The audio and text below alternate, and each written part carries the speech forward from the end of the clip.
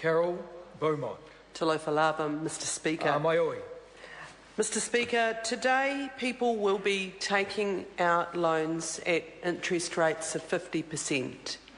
Today, some people will be taking out loans at interest rates of over 1,000%. Mr Speaker, these interest rates are unacceptable and are not going to be dealt with by the passage of this legislation. And Mr Speaker, I think people should think hard about that, because I know that nobody in this House would try and justify those kind of interest rates. And yet here we are, knowing, and I could go through a list of examples, including most recently from when I went to Palmerston North with my colleague Ian Lees-Galloway, of particular high interest rates. But I know that people in this House know that those interest rates exist out there, and I think it is wrong that we are passing legislation without dealing with that issue. So I stand to speak in favour of this legislation. Labor has supported the passage of this bill, as the Minister has noted, throughout, because we want to see change in the area of consumer credit.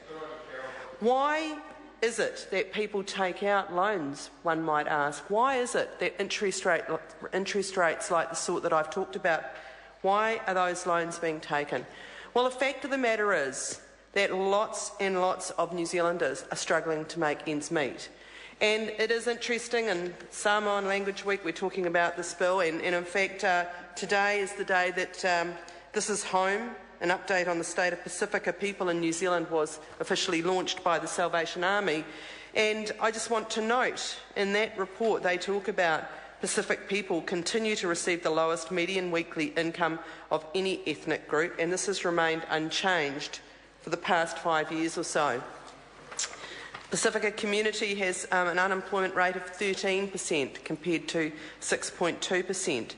You might be asking, why am I talking about this when we're talking about the Credit Contracts and Financial Services Bill? Well, part of the reason people take out loans is they can't make ends meet. Something happens, they need some money, the car breaks down, whatever. They go for a loan. And there are too many unscrupulous operators, fringe lenders, loan sharks, third-tier lenders, whatever way you want to describe them, that are there to provide credit. And they've thrived. They've thrived in tough economic times. They've thrived where there is high unemployment and low wages, as is the case in this country. And so that is partly why, but of course they can get away with it because there is no limit on what they can charge, and there will not be after the passing of this legislation. Clearly there are other reasons why people are taking out loans at that interest rate, and some of the other credit providers, I'm sure, need to step up to the plate a little better. Our credit unions, for example, are an alternative to loan sharks. Social lending provisions, which Labor has promoted for some considerable time now, and the government recently announced some work in there. There are some other options around credit. And there's need for financial literacy, no question about that. But what are the consequences of interest rates like the sort that I've talked about? The consequences are usually that people pay them, actually. The research shows that people work very, very hard to pay off the loans they take out, including the interest rates that are on them. What does that mean? Well, it means that actually they're taking money away from needs in their own family. You know, it is a struggle often to pay these loans back. For those that don't make it, there's a cycle of debt and despair that is developed. And there is no question, just ask our budgeting services. They will tell you, every budgeting service, no matter where in New Zealand, can illustrate the consequences of this. So I just say, does any member in this House consider the sorts of interest rates I've talked about as acceptable or ethical? And I'm certain the answer would be no, you don't. Sorry, sir. No, they don't.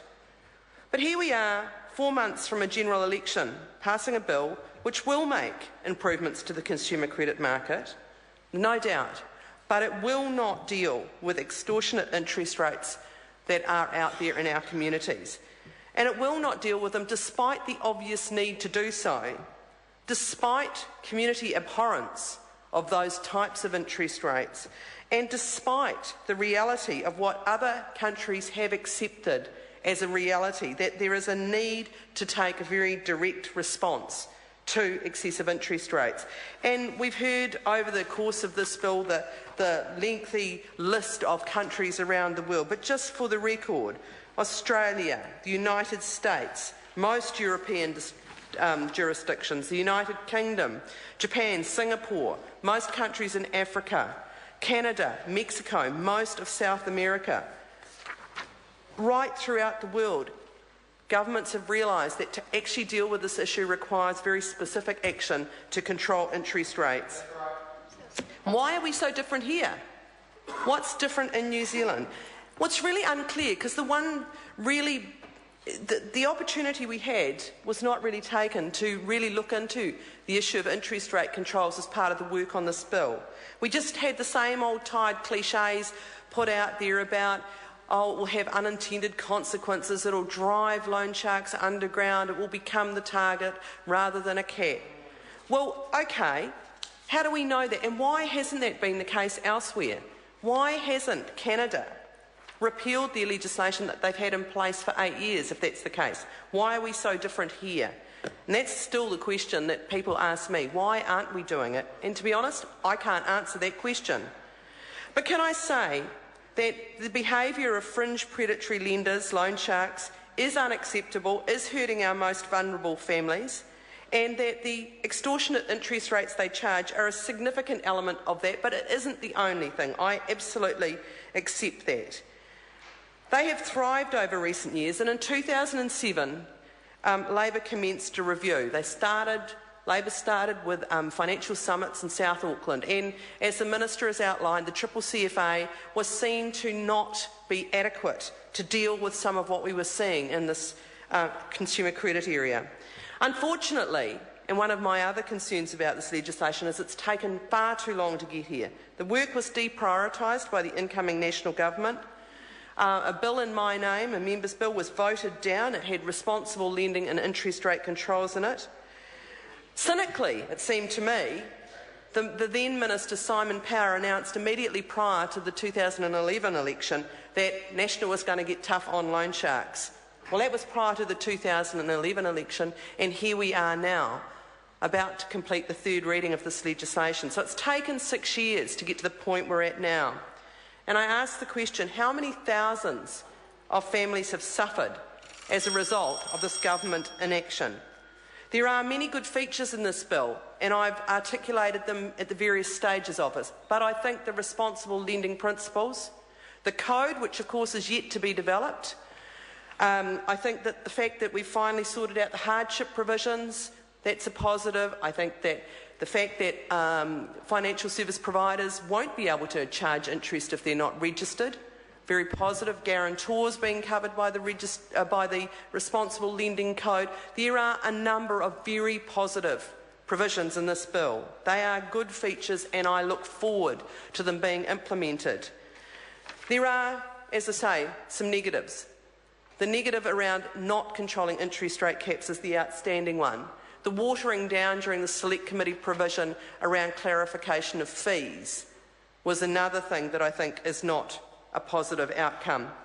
And I do ask the question, and I asked it of the Minister throughout the debate on this bill, about adequate resourcing. Adequate resourcing to ensure that we put real effort into making sure that people understand what their rights are under this legislation, but also adequate resourcing for enforcing this legislation. We do have better penalties, which is a good provision as well of this bill, but how are we going to make sure that it's enforced? Because we would all know, if we were honest, that the sort of people who are taking loans from some of our third-tier lenders are not necessarily going to be the best place to enforce this legislation.